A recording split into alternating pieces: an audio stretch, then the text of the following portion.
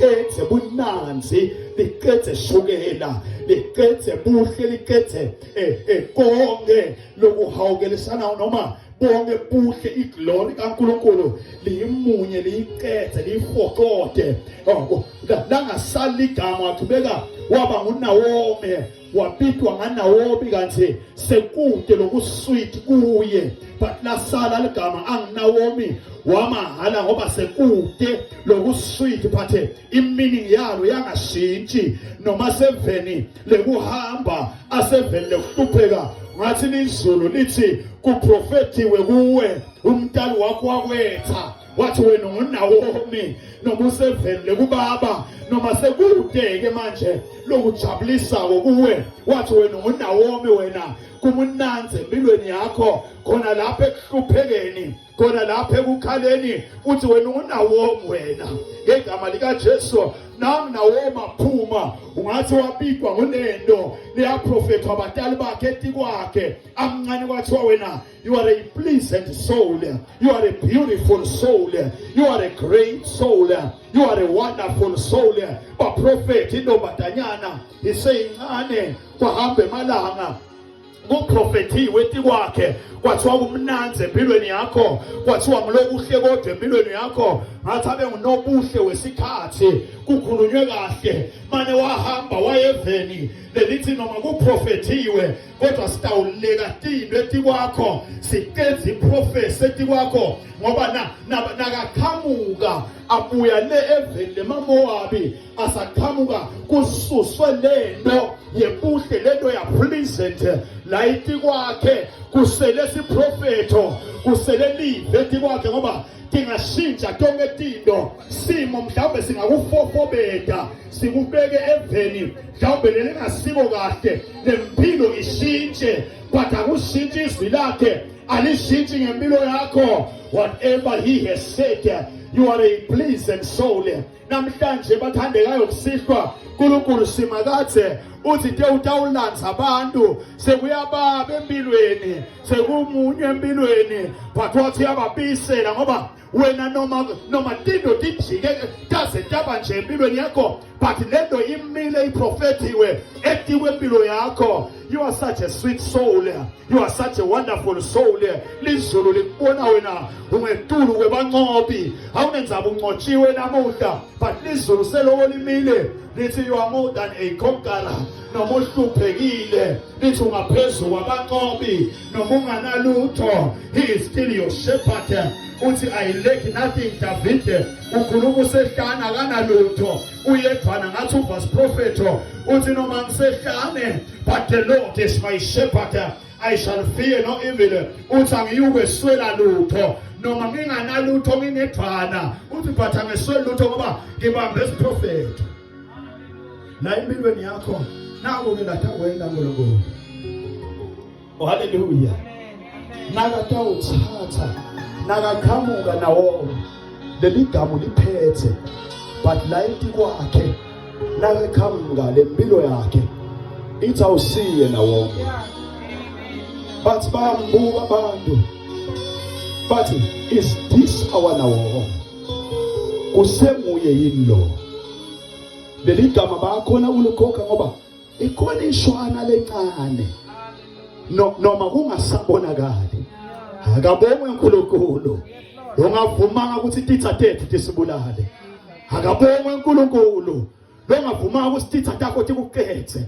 Nakaqhamuka Nawomi abuye evele kuhamba, uNkulunkulu simakade ngathi wabayekela badilane outside, aqedze Mamowabi on the outside, but yasala lento ngaphakathi kwekuthi solo nguye Nawomi, noma sitha sizame ukutemperisha with the outside, bambona qamuka. But is this our Nawomi? Ngabe kusenguye yini Nawomi wethu? Nabambona sonzela wase uyakhuluma, bathi babuka qamuka kancane, bathi ungathi nguye noma lingephandle liphikile liphelile, but lizulu labona ngephakathi kwekuthi kusenguye Nawomi, ngahlali phansi ngegama lika Jesu Kristu. Nakaqhubeka sonzela ungathi lele bakukhulumako nomhlaba, ngoba la ithi indlebeni tethu bathandekayo kugcine kungena leba kushoko ngetimpilo tethu ize sikhohlwe i-identity yethu ngoba solo lo muntu nguNaomi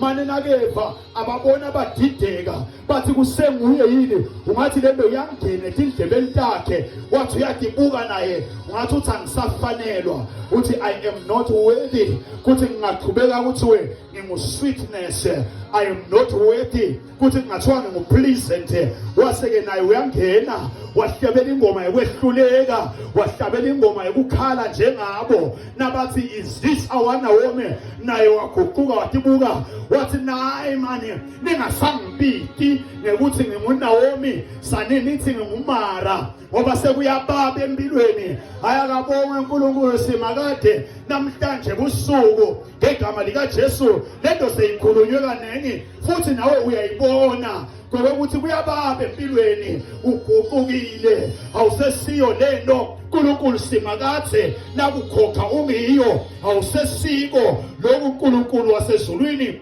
lakudala waba ngiko futhi nawe nawuthi uyadibuka uyadigega uyabona ukuthi vele ngangingenje akusesimi uNkulunkulu ngegama lika Jesu baze bathi labanye ngangingenjena ngetikhathi tami kodwa namhla kabonge uNkulunkulu ukubisele tikhathini takho ngegama lika Jesu Kristu naku-ke lokwenziwa uNkulunkulu uma atawudila nemara ngoba imara imali ilungisele nikhona bathandekayo lo mara ikhona indzawo baka-Israyeli uma bahamba encwadini ka-Exodus chapter number 15 kuthiwa befike endzaweni verse number 22 kuthiwa kusuka lapho elwandle lolubomvu kuthiwa Mose wahole ema-Israyeli balibangisa ehlane laseShuri kuthiwa baphele emalanga lamathathu basehlane bangawathole mandi kuthiwa bahamba baze befike endzaweni kuthiwa yimara usinakathi Naomi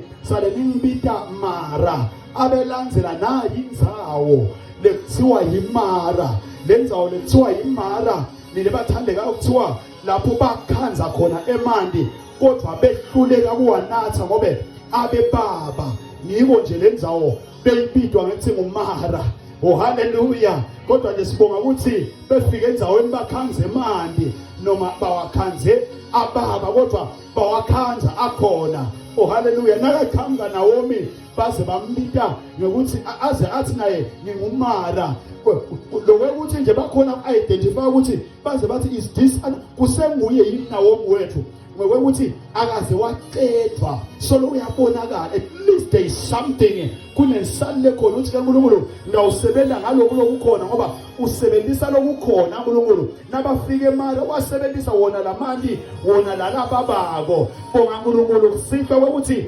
awukaqedwa ukhona ngibonga nje ukuthi namhla ngize ngafika ngakukhanza ukhona ngegama lika Jesu ngoba yilokuthi nje ngukhanza ukhona ungakafi namhlanje ebusuku ufuna ubonga uNkulunkulu uthi ngiyabonga Nkosi ukuthi angikakafi kwaze kwafika lolu suku ngoba uNkulunkulu noma ngabe lelingephandle lemtimba livethikile libhidlitiwe noma likusasa ungathi lifiphele selishabalele lomunye uthi kube manje lafika ivangeli ngisafundza sikolwa mhlawumbe ngabe kukhona lengakwenda lomunye uthi kubele fika ngingamphathanga umntwana mhlawumbe ngabe kukhona lengakwenda lomunye uthi kubele fika mhlawumbe ngisengakenzi la sengidifake khona lomunye uthi mhlawumbe ivangeli kube la ngithola mhlawumbe ngisasebenza mhlawumbe ivangeli kube la ngithola ngisesemusha hayi kodwa ebusuku bonke into yinye kuthi ungathi kusenguye lokuthi nje kusabonakala lokuthi usekhona ngoba esilokhu ezophila kukhona la ngakwenda uNkulunkulu namhlanje ebusuku bathi nabefika bakhanze emanti futhi bakhanza baba uNkulunkulu simakade wajatshuliswa nje ukuthi hayi baze befike endzaweni yemanti khona attendance uthiwa bathi nabefika kule ndzawo yaseMara verse number 25 kuthiwa Mose wakhala kusimakade hey bathandekayo ebusuku into uma njengaMose ngiyokhala enkosini khale impilo lekhona kusihlwa lokuthi nje ukukhanzile uNkulunkulu ikhona bathandeka awunenzaba ukuthi simo sakho sithini but namhlanje uma njengaMose ngiyokhala enkosini ngempilo yakho lokuthi nje ukukhanzile namuhla lokuthi nje ukhona so Mose wahamba wakhala kuSimakade, kuthiwa Simakade wamkhombisa sigojwana nje. Oh hallelujah, hallelujah. Akabonga uNkulunkulu lokuthi akathuli bathandekayo, wathi nakathi uyakhala uNkulunkulu wamkhomba sigojwana. Nakakhala Mose, kuthiwa Mose wasithatha lesigojwana wasijika lapha emandini, kuthiwa emandini lajika aba mnanzi awunoma kuyimara, but nakujikwa sigojwana abesayajika abesaba mnanzi. Namhlanje busuku funa umbonge uNkulunkulu ngoba siphethe sigojwana nje lesitasijijela. Awunenzaba imara seyihambe kangakanani, awunenzaba entweni namaMowabi empilweni yakho, kodwa siphethe sigojwana. Nasikhonjwa uNkulunkulu wasikhonjwa nguMose, wathi nasigojwana Mose ungakhathateli, at least uhlangene nawe emandi, at least wakhanzile, noma uhambe for 3 days, at least wakhanzile. Namhlanje ngime njengaMose, at least ngingahlangana nawe ungakapheli, ingakakubulala inkosi, akukhanza ukuphila ngegama likaJesu. Phethe sigojwana nje lesikwati kushintsha imara siyibisele eBethlehem, lesikwati kushintsha imara ibuye libe nguNaomi. The sweetness in your life is about to be restored. See lesigojwana, it was just a symbol in the Old Testament. Kwakusigojwana nje kanye simele nangilowalenge emthini eCalvary. NgikuJesu phela abathandekayo, kwabitatha phakanyiselwe emthini esigojwaneni nje, bekangeke abulawe kulenge esiphambanweni. But ungathi uthi uNkulunkulu no, angibakhombise ukuthi lo muntu lo aye esiphambanweni uphakama njengesigojwana lesatholwa nguMoses ngalenye ilanga kubaba eVenemara. Wathatha lesigojwana wasijijela wasuyamuphakamisa uJesu wamlelisa emthini. Ngathi uyamemedela uNkulunkulu uthi lo walenga kulo muthi nguye lo ngumvini. Uthi John chapter 15, ngingumvini lo nguwona wona, awumuphi kani lo mvini lo uphakamisa koMose. Mose abethi ujika sigodo kanti uphethe umvini lo nguwona wona. Ngosiphi isigodo lesingashintsha umfula wonke uze ube mnanzi? Kwakungasiso nje sigodo nje, but sasifana nemvini, simelele udlu likaNkulunkulu. Sengiyamemedela ethendeni, siphethe uJesu ebusuku lotawushintsha imara, lotawushintsha umunyu bempilo yakho ngegama likaJesu, ngoba kwajijelwa yena. Awunenzaba ungakanani umfula, awunenzaba sihambe emalanga amangakhe sengahlangani nawo, lo nje sekujijelwe yena. Nakefika yena ufika shintshe bonke umunyu, nguye lo wathi kubisela yena womi uliqoshelani igama lakho, ngoba utawubiselwa namuhla. Uthi ningasangibiki ngaNaomi kanti ukhona uNkulunkulu waseBethlehem lokwathi kubisela umuntu enzaweni yakhe. Namhlanje busuku wayisithi ethendeni kutobiselwa, Jesus tobiselwa bunanzi sitowujikejela ngegama likaJesu Kristu. Sitowuphosa siphonsa uJesu lokwathi kuguqula i-bitterness in the name of Jesus. Ngithanda ukuthi labantu benzawo bathi nabambuka bamjaja, ngoba nabathi is this our Naomi, bebamjaja bebathandekayo. La lo Naomi uhamba nentombazane nguRuth, likhona kodwa bathandekayo. Nalo Ruth naye ungumMowabi kena, akasiye ngisho nemIsrael noma umJuda. Naye why aze athathe sencomo sekuhamba ahambe nalo uNkulunkulu walomakele kuthiwa nguNaomi, uhanjiswa yinto yinye kwewe ukuthi level lakubo kaMowabi kuthiwa abetalwa kahle kumele ukuthi enze kahle bukhosini. Nawufunza umlando kuthiwa ke manje abe nenkinganyana Ruth kunekwesikanyana bekanako, asichazela wathi kwakusiphi lesithini. Kuthiwa ke kwathi nakufanele ukuthi amikiswe enziswe, kwathiwa labo uNkulunkulu bemaMowabi abakwati kumamukela.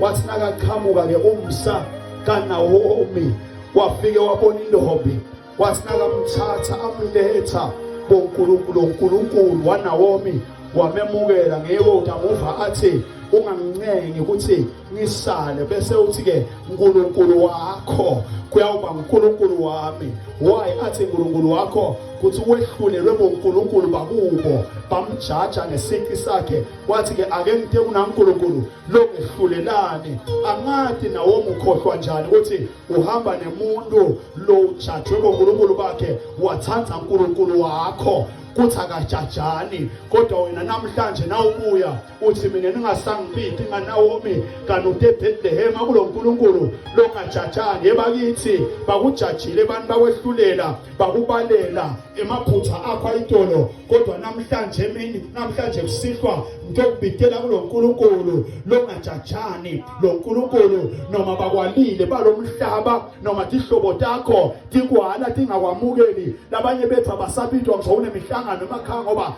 abakuthathi serious. Impilo yakho has become a mess. Kumunyu la empilweni nobody takes you serious.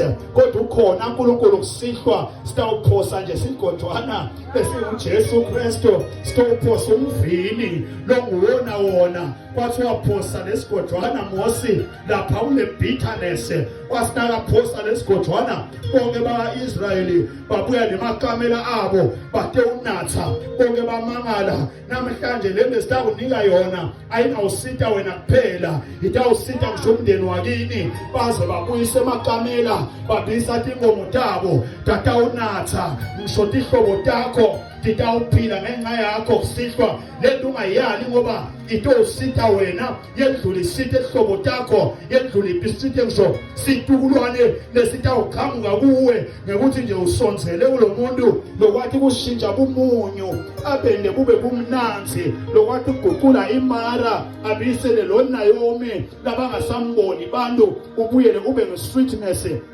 ubuyele ube ngupleasant ubuyele ube ngulojabulisako ngegama lika Jesu. Ukhona namhle ethendeni ngiloko lakatokwenda utowuguqula bomunyu bakho iloko lakutele kusihle sitawuphosa uJesu aguqule bomunyu. Umntone bangabe kumnanze empilweni kuhamba kahle namhla kusihlwa ungibekedelele kodwa nje ngithunywe umuntu lokune bitterness. Le mpilo has become a shadow. Now it's now keep ukuthi yathi impilo yami yathi ingajeni. Now uthi yathi kuhlotisa uthi hayi mana kusini. Oh hallelujah. Lento soze uyayikholwa lento babita ngayo abantu. It's not you but na uNkulunkulu uthi ngidedele ngikubisele ngiyakwazi ukuphosa bese ngiyakubisela enzaweni yakho ngegama lika Jesu Kristu. uNkulunkulu wants to restore you. UJesu lesigodo lasijika Mose asasimelele nje uJesu ukuthi kungefika yena ufika guqule akubisele in your former self kuloko lowawungiko wakwenda phela uJesu wakwenda emfakini kuthi wabebophe for 12 years angasakwazi ukuphila impilo normal. Wathi njengoba sowufikile yena waqhamuka angilomvini angilomuthi lokwathi kushintsha le bitterness yokuthi ulahlekelwa impilo onke malanga for 12 years ngelilanga instantly wayirestore wabuyela noma ke wajabula njengalabanye ngoba kwefika yena uyakubisela namhlanje kusuku nawe ngakubisela ngegama lika Jesu impilo yebitterness.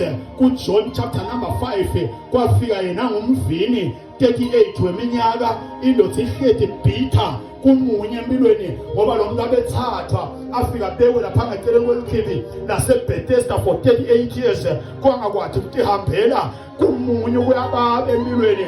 Kodwa kabonge uNkulunkulu lo ngumuthi lo ngiwo lo ngumvini lo ngona wona kwathi kungafika yena uthi ndothi uyathanza yini kusinza na. Oh hallelujah. Ngoba kana utifaka ngengana namhle ebusuku na ufuna kuhamba nebitterness yakho takudedela uhambe nayo akatifaki ngengani uNkulunkulu uthi ule ndothi uyathanza yini kusinza namhlanje.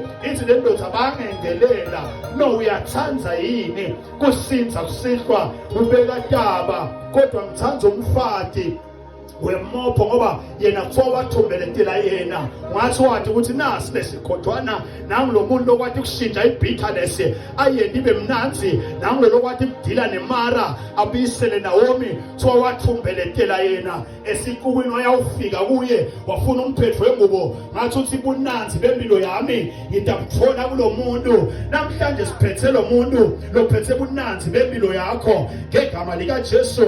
Ogama lakhe linguJesu, uyilibo labakholwayo, kuyizolo kuye namuhla kuye kuze kube phakade, akaguquki msima kade. Ukhona usethendeni lokuhlangana. Uthi ngubani lokhala kwemoyeni, ngubani lone bitterness, ngubani losathi nakathi buka athi sengizithombe impilo yami akusiyo lele bengiyenjoya itolo. Sitophosa uJesu namhlanje ngegama lika Jesu.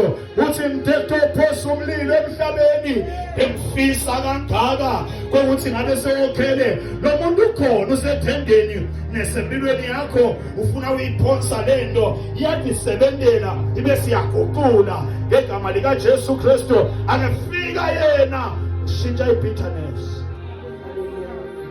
yaphela imara bese kuqhamuka Naomi. Namhla ngifisa na uphuma kulo mnyango, uphume uNaomi. Bathandekayo, le nto lena labantu bebayibona on the physical ngokuthi vele abusesuli, uthi ningasangibindi vele naye wazi wathi ibona wayikholwa leyo.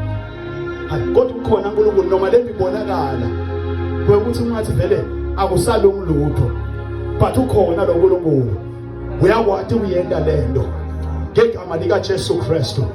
Uyakwazi uNkulunkulu ngakela libanga lonke lime ngetinyawo ngoba sesikhathi. Uyakwazi uNkulunkulu. This is your life. Nangulo simakade oyilibo labakholwayo, okuyizolo uthe utodila ne-bitterness lendibonakala ungathi emehlweni abantu ngeke isalungiseka. Ukhona ethendeni lokuhlangana utoyilungisa lento ngegama lika Jesu Kristu. Sitophosa uJesu lokuguqula impilo, lokuqeda umunye empilweni ngegama lika Jesu Kristu. This is a serious moment. Akusesiso isikhathi sekudlala, akusiso isikhathi setindzaba wekuthi naye impilo yami Nkosi, I have become ashamed of my former self. Uma ngabe ukhona uJesu lokwathi kushintsha impilo, nangaba khona uJesu lokwathi kuqeda umunyu, nangaba khona uJesu lobisela bomnanzi bempilo, nakima ngangena ebusuku, nangabe ukhona ethendeni lokuhlangana uthi nakimi Nkulunkulu na ungamane ukwente ngegama lika Jesu. Kumunye emoyeni, kuyababa emoyeni, kuyashisa emoyeni, impilo ibheke phansi. I've become ashamed of my former self. Kodwa nami mina Nkosi ngegama lika Jesu Kristu, I need you Jesus, I need you in my life. Ngaphakamisa isandla sakho ungasali ngegama lika Jesu Kristu. I need you Jesus. God bless you, God bless you. I need you Jesus. Guqula impilo yami yena lo muntu wamphela ngegama lika Jesu Kristu. Do Jehovah Yahweh only what you can do even tonight ngegama lika Jesu. Empilweni yami Nkulunkulu ungakwazi ukuwena nakuNaomi wabisela bunanzi, ungakwazi ukuwena kulo mfelakati wabisela injabulo, nawakwazi ukuwena kulo mfana lophako wabisela injabulo, nawakwazi ukuwena kule ndoda eBethesda i-38 minyaka wabisela injabulo. Unganiyelelelani Nkosi, nakimi kwende Nkulunkulu, nakimi kwende Nkosi, nakimi kwende Nkosi. Ungasali, make your way in palms at that. Just come here, so that I'm